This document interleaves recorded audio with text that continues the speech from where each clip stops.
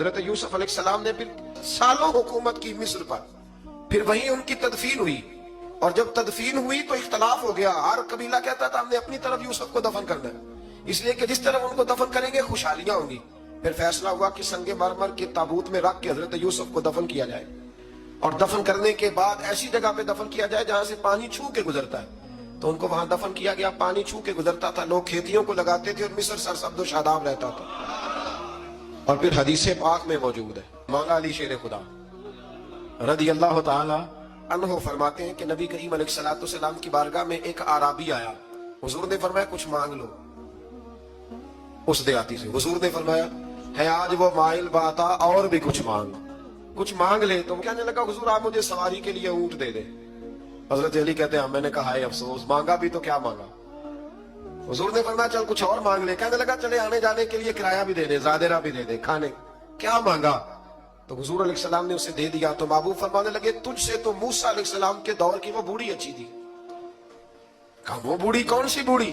تو حضور علیہ السلام فرمانے لگے رب کریم نے حضرت موسیٰ کو حکم دیا کہ جب آپ مصر سے نکلے تو حضرت یوسف کی قبر کو کھود کر ان کا تابوت بھی ساتھ لے جائے۔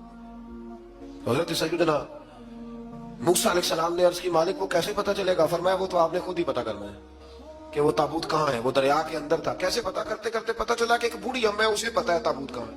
وہ کدھر ہے تابوت؟ تو بوڑھی اماں کو پتہ ہے۔ حضرت موسیٰ بوڑھی کے پاس گئے، کہنے لگے اماں وہ تجھے پتہ ہے یوسف کی قبر کہاں؟ کہنے لگی پتہ ہے۔ تو کہا پھر بتا دو۔ کہنے لگے مفت میں بتا دوں، نبی کے مزار کا ایڈریس اور فری میں بتا دوں، یہ کیسے ہو سکتا ہے؟ تو حضرت سیدنا موسیٰ فرمانے لگے چل قیمت لے۔ طبرانی کی حدیث ہے، حضور بیان فرماتے ہیں حضرت موسیٰ کہنے لگے بتا کیا لے گی؟ کہنے لگی مجھے نا جنت میں وہ والا مکان دلائیں جس کے پڑوسی موسیٰ علیہ السلام، میری اور آپ کی دیوار کٹھی ہو، کیا عقیدہ کند، اللہ اکبر۔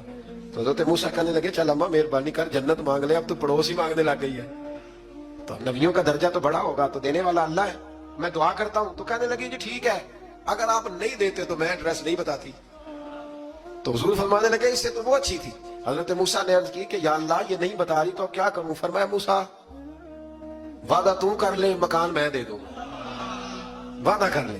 تو حضرت سیدنا یوسف کا مرتبہ دیکھیے کہ ان کے مزار کا پتہ بتانے کے لیے، مزار کا پتہ بتانے کے لیے اس خاتون نے حضرت موسیٰ سے جو قیمت لی وہ یہ تھی کہ میں جنت میں آپ کی پڑوسی بنوں گی، پھر ایڈریس بتاؤں گی۔ تو حضرت موسیٰ نے وعدہ کیا، تو پھر اس نے پتہ بتایا کہ فلاں جگہ مزار ہے۔ یہ تقریباً سینکڑوں سال بعد حضرت موسیٰ وہ وہاں سے نکال کے تابوت اپنے ساتھ لے کر کے گئے۔